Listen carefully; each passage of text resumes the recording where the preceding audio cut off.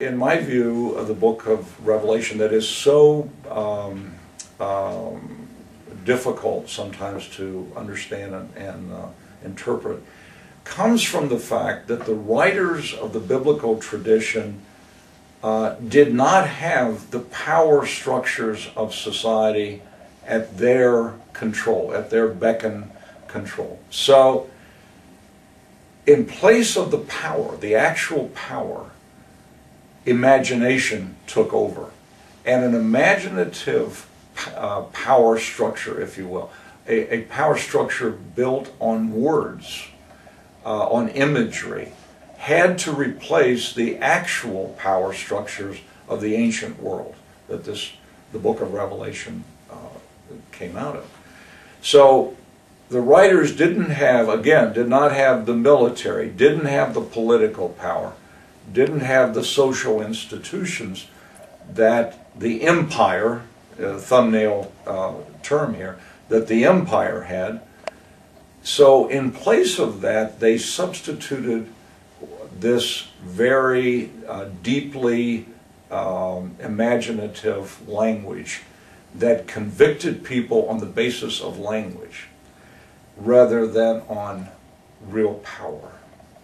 So there's the Bible, in which the book of Revelation itself, again, is at the core of, in my view, is really about the substitution of social, political power with imaginative, verbal power. They only have the power of conviction. These biblical writers could convict you with their language. They could not convict you with the military or with government officials and so forth. So that's why it's so wild in our view. Where did that come from? Well, it came from this, in a sense, a powerlessness in the real world. So I think there's a relationship between the imaginative language and the powerlessness of the people that produced it. I don't think we should underestimate the power of the sword.